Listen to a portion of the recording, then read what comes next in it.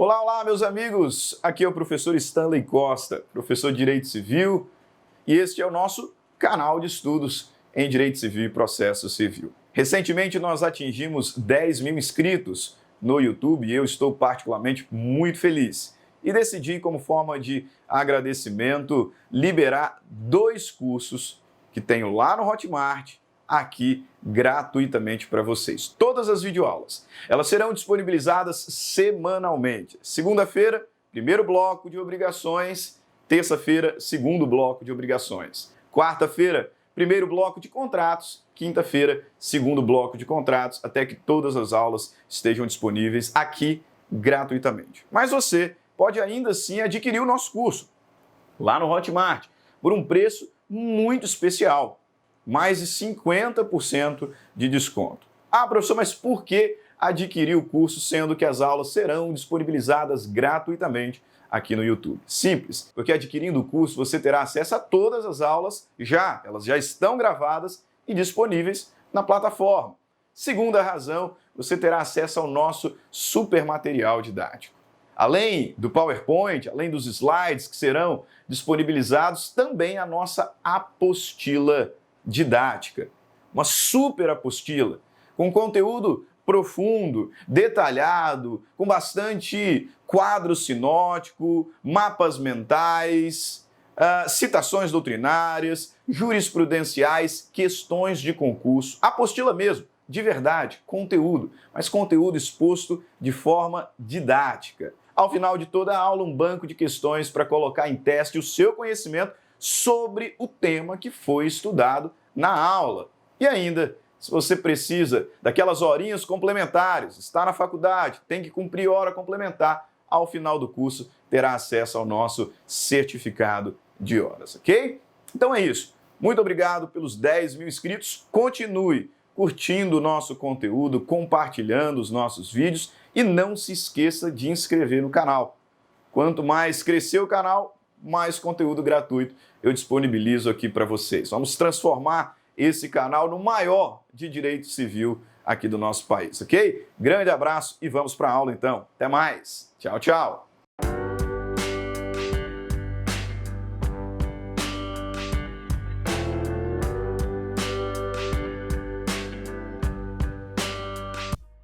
Olá, olá, meus alunos. Sejam todos muito bem-vindos para mais uma aula do nosso curso objetivo de Direito das Obrigações. Eu sou o professor Stanley Costa e esta é a nossa 6ª aula. Nesse encontro, conversaremos sobre um tema que é muito importante. Sim, um tema extremamente relevante, tanto para a prática como para provas em geral, seja da faculdade, exames da OAB, nosso tema é muito cobrado em exames da OAB, concursos públicos jurídicos em geral, seja de Ministério Público, magistratura, defensoria, sem dúvida alguma, um dos temas mais importantes do direito obrigacional. Estou me referindo ao estudo das obrigações solidárias. Obrigações solidárias. Nós já falamos sobre várias modalidades obrigacionais até o momento, seguindo o próprio texto legal a partir do artigo 233. E agora nós chegamos então ao estudo das obrigações solidárias. Tema importantíssimo, que, como eu já havia dito na última aula, em verdade é a sequência. É a sequência por quê? Porque nós aqui também estamos tratando acerca das obrigações subjetivamente complexas. Imagino que você se recorde, obrigações subjetivamente complexas são aquelas que possuem mais de um sujeito, no polo passivo ou no polo ativo, talvez até nos dois. Então eu tenho mais de um devedor ou mais de um credor. E conforme nós analisamos no último encontro, à luz do artigo 257, regra geral, quando nós temos multiplicidade de sujeitos, a obrigação ela será divisível. A obrigação será divisível. Então nós vamos fracionar de acordo com o número de devedores ou de credores. Essa é a presunção, essa é a regra geral conforme dispõe o artigo 257. Mas esta regra geral comporta algumas exceções, duas, para ser mais preciso. Quando o objeto não admitir fracionamento, então a obrigação será considerada indivisível. E ainda existe a solidariedade, que é o tema desse nosso encontro de hoje.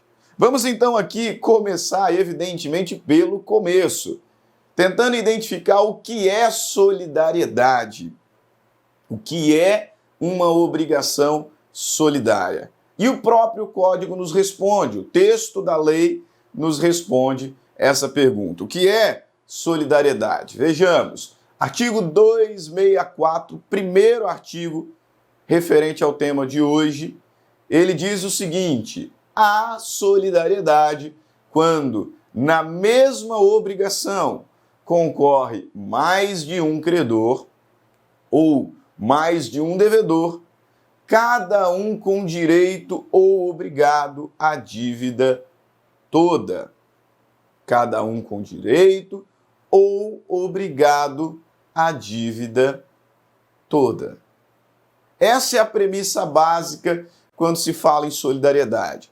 Eu tenho mais de um credor, todos eles com direito à integralidade do crédito, qualquer um deles pode exigir o todo, ou eu tenho mais de um devedor, cada qual responsável pela dívida inteira, podendo qualquer um deles ser demandado pela totalidade. Essa é a ideia de solidariedade. Veja aqui no texto da lei. Há solidariedade quando, na mesma obrigação, concorre mais de um credor, cada um com direito à dívida toda. Isso aqui é o que nós chamamos de solidariedade ativa. Quando nós temos mais de um credor com direito ao crédito todo, ficaria mais correto, né? Ou mais de um devedor, obrigado à dívida toda. Cada um deles obrigado à dívida toda. Então aqui eu tenho uma solidariedade passiva. Nunca percam de vista essa ideia de que, em regra, a obrigação ela é divisível. Então, assim sendo, vejam bem, se nós temos dois devedores de uma obrigação de 50 mil reais, nós já observamos. Um será responsável por 25, o outro será responsável por 25. Então, a dívida fraciona. O que acontece aqui na solidariedade é que, a despeito do objeto ser ou não passível de fracionamento, cada um dos devedores será responsável pelo todo. Qualquer um poderá ser demandado pelo todo. Da mesma forma que, se na regra, havendo dois credores de 50 mil reais, eu tenho que pagar 25 para um, 25 para o outro, e um só pode me cobrar 25, o outro só pode me cobrar 25, na solidariedade, eu tenho dois credores com direito ao todo. Então, qualquer um deles poderá exigir de mim a totalidade. Perfeito? Ok. Então, entendida essa parte conceitual, vamos aqui dando sequência, né? Eu coloco no slide, o slide está disponível para você, bem como a apostila, né, com a explicação de que, se nós temos vários credores, o devedor poderá se desobrigar pagando tudo para um só. O que não pode na divisível e também não pode na indivisível, né? Porque quando nós estudamos obrigação indivisível com vários credores, nós constatamos que o devedor ele só se desobriga pagando a todos conjuntamente ou a um deles com caução de ratificação. Perfeito? Agora, aqui na solidariedade, não. O devedor pode pagar para qualquer um deles. E se eu tenho vários devedores, qualquer deles pode ser exigido pela dívida toda. Perfeito? Aqui eu faço uma ressalva, que na verdade eu compartilho com vocês, uma lição do professor Antunes Varela. E eu concordo plenamente com ele. O que acontece através da solidariedade é uma inversão do risco. Ah, professor, como assim? Perceba você que na obrigação divisível, se eu tenho aqui 5 devedores, eu só tenho uma forma de executar. Eu tenho 5 devedores de 50 mil reais. Então, cada um me deve 10 mil reais. Não é isso? Beleza. Agora, se um deles for insolvente, eu não posso cobrar dos demais na obrigação divisível. Se um deles for insolvente, não me pagar e não tiver como me pagar, eu não posso cobrar dos demais. Porque na obrigação divisível, cada qual responde exclusivamente pela sua quota-parte. Então, o risco do inadimplemento está comigo, credor. Está comigo. Porque qualquer um que entrar em inadimplemento, qualquer um que for insolvente, eu vou sofrer as consequências. Agora, se a gente convenciona a solidariedade, eu jogo esse risco para o polo passivo. Eu jogo esse risco para o polo passivo. Por quê? Se tiver um ali que consiga arcar com o débito na integralidade, ele vai arcar com o débito na integralidade. Portanto, nós temos uma ampliação significativa da forma de execução.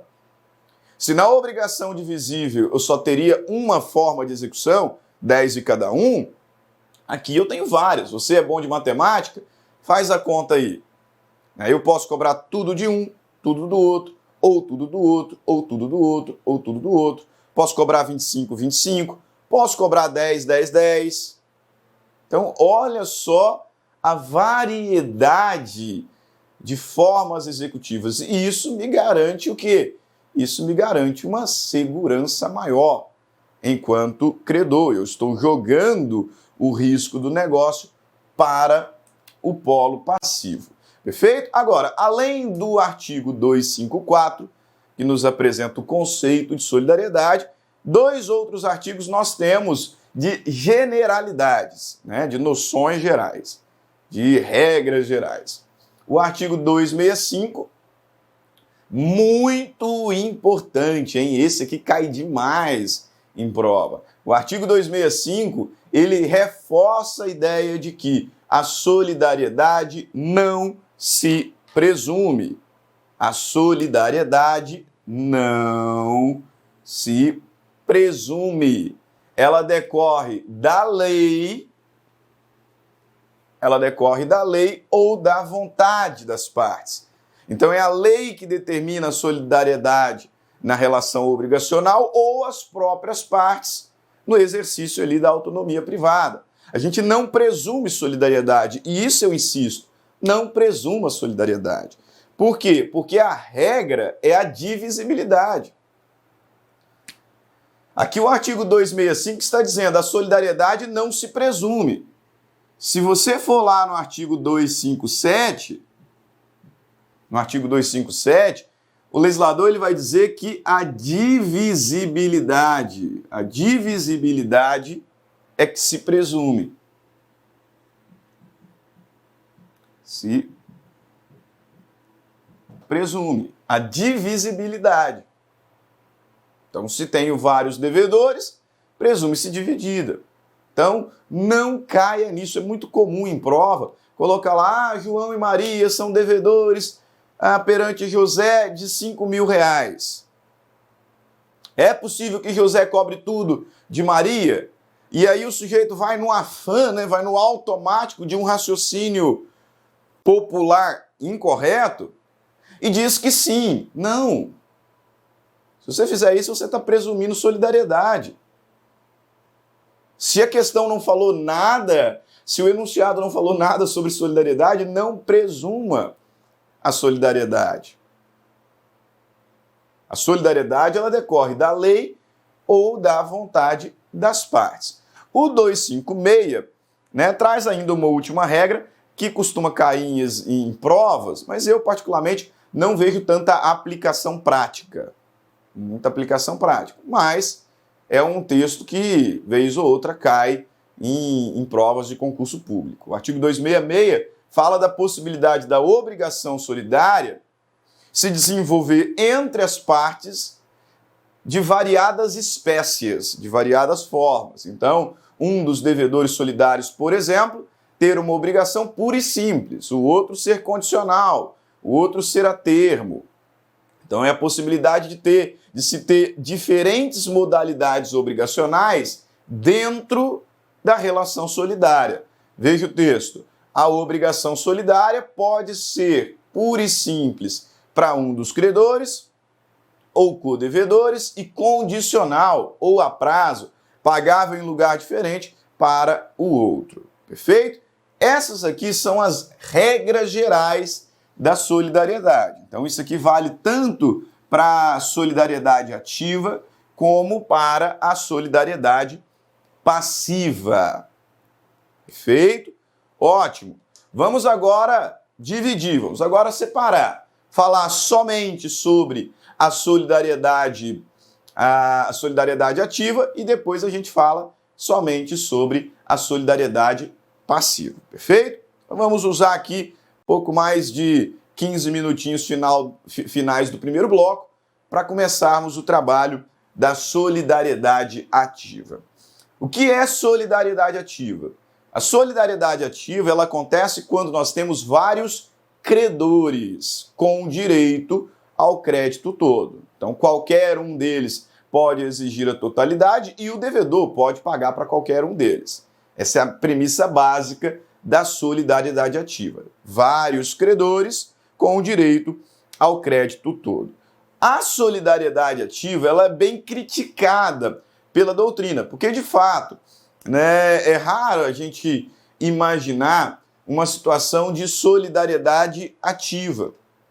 Porque me parece que, nesse caso, os credores eles vão assumir um risco. E não é isso que o credor quer. Professor, como assim assumir um risco? Veja, se eu e você emprestamos um dinheiro para o João, primeiro, por que eu não emprestei através de um contrato e você emprestou por outro contrato? Não, a gente emprestou no mesmo. Mas tudo bem. Mesmo tendo emprestado esse dinheiro no mesmo contrato, como regra, a obrigação é divisível. Então eu só posso cobrar a minha parte, você só pode cobrar a sua parte. O devedor só pode pagar a sua cota parte, o devedor só pode pagar a minha cota parte. Mas não, nós convencionamos solidariedade. E com isso, se o devedor quiser pagar tudo para mim, ele pode estar livre e vai que eu fujo no mundo. Então você não está ganhando nenhuma garantia, você não está ganhando nenhuma segurança. Pelo contrário, a sua situação ela está ficando mais frágil. Se a solidariedade decorre da vontade das partes, por que a gente faria isso? A solidariedade legal, tudo bem, a lei impõe. Mas se a solidariedade decorre da vontade das partes, por que eu aceitaria uma situação como essa? De modo que, voluntariamente, talvez uma única situação de solidariedade ativa eu consigo vislumbrar, e é a que eu coloco no material de vocês. É a solidariedade ativa decorrente da abertura de conta conjunta, de conta bancária conjunta. Os dois, por exemplo, marido e mulher, são credores solidários do valor que se encontra lá no banco depositado. Perfeito? Mas, de qualquer maneira, é um instituto que não é tão comum assim, não. Ao contrário da solidariedade passiva. A solidariedade passiva, sim, é muito difundida. Mas vamos aqui identificar as regras da solidariedade ativa, conforme nos apresenta o Código Civil. Inicialmente, o legislador nos diz aqui o seguinte, artigo 267, cada um dos credores solidários tem direito a exigir do devedor o cumprimento da prestação por inteiro. Então aqui nós temos uma grande característica da solidariedade. Eu até entendo que melhor seria qualquer um, no lugar de cada um. Mas eu não vou discutir aqui todo esse preciosismo técnico. A premissa é de que se os credores são solidários, qualquer um deles pode exigir a obrigação por inteiro. Tá? Ele não está limitado à sua cota parte. Não, ele pode exigir a prestação por inteiro. Mas não só isso. O devedor também pode pagar para qualquer um.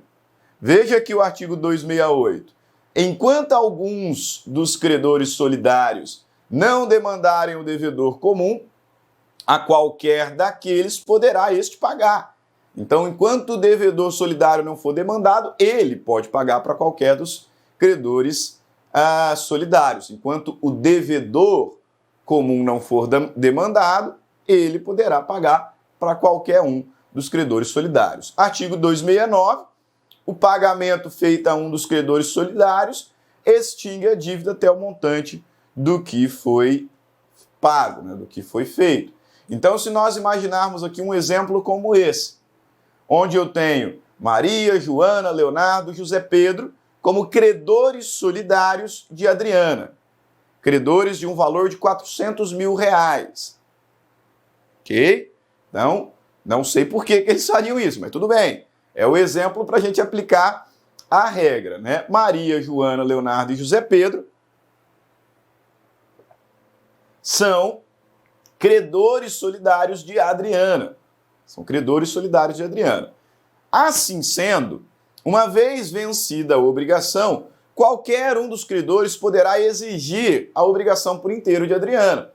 Então poderá vir Maria aqui e exigir que a Adriana pague os R$400 mil para ela. E a Adriana vai ter que pagar, porque afinal ela é devedora de uma obrigação solidária. Vai ter que pagar tudo aqui para Maria. Só que o ponto que, ao meu ver, é o mais significativo, esse também é evidente, muito importante, mas o ponto que é mais significativo, ao meu ver, é o de que, antes de ser demandada por um dos credores, a Adriana poderá pagar para qualquer um. Então, a Adriana poderá, por uma questão de comodidade, por exemplo, Maria é a que mora aqui na cidade dela, os outros 3 moram longe, enfim. E aí, a Adriana, por uma questão de comodidade, paga tudo para Maria. Ela pode fazer isso? Pode. E os outros poderão demandá-la? Não. É curioso, porque na obrigação indivisível isso não seria possível. Na obrigação indivisível com vários credores, o devedor não se desobriga pagando a um só deles. Você se recorda. Salvo se tiver caução de ratificação. Ele vai ter que pagar a todos conjuntamente. Aqui na obrigação solidária não, ele pode pagar para qualquer um dos credores. Ok? O artigo 270, ele trata de um fenômeno que a gente chama de refração do crédito. O que acontece aqui, professor? O que é essa refração do crédito? A refração do crédito, ela acontece quando um dos credores solidários, no caso, vier a falecer. E se um dos credores falecer? Como é que fica? O legislador, no artigo 270, ele diz assim, que se um dos credores solidários falecer, deixando herdeiros, cada um destes só terá direito a exigir e receber a quota do crédito que corresponder ao seu quinhão hereditário, salvo se a obrigação for indivisível. Se um dos credores falecer, deixando herdeiros, cada um destes só terá direito a exigir e receber a quota do crédito que corresponder ao seu quinhão hereditário. Então veja, se no nosso exemplo aqui, José Pedro morre. José Pedro morre, deixa o filho A e deixa o filho B. De acordo com a regra que nós acabamos de analisar sobre a refração do crédito, quanto o filho A pode cobrar? Será que o filho A de José Pedro pode cobrar tudo? Não. Ele só pode cobrar a sua cota parte na herança. Então, ele só vai poder cobrar 50k. Né? Porque a cota do pai seria 100, são 2 filhos, então divide por 2. O A só pode cobrar 50 mil, vou pagar aqui, e o B só pode cobrar e receber 50 mil. Então, a solidariedade não passa por herança. O crédito é transmissível por herança, sim, mas a solidariedade não. A solidariedade não é transmissível por herança, é o que a gente pode observar, né, desse texto que acabamos de analisar. Ok? O artigo 271, ele trata ainda sobre conversão do crédito, né, solidário em perdas e danos. E ele nos diz aqui no artigo 271 que, convertendo-se a prestação em perdas e danos, subsiste para todos os efeitos da solidariedade. E eu coloquei aqui vide indivisível porque lá na obrigação indivisível, espero que você se lembre, se a obrigação for convertida em perdas e danos, ela perde a natureza de indivisível. Não é isso? Se a obrigação indivisível for convertida em perdas e danos, ela se tornará divisível. Aqui o legislador está me dizendo que, convertendo-se a prestação em perdas e danos, ela continua solidária. Ela continua solidária. Se a obrigação solidária for convertida em perdas e danos, ela continua solidária, ela mantém a solidariedade.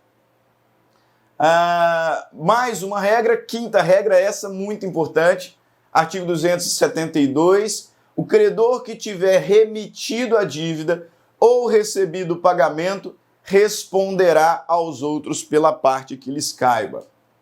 Então veja bem aqui, ó. Deixa eu voltar no nosso quadrinho.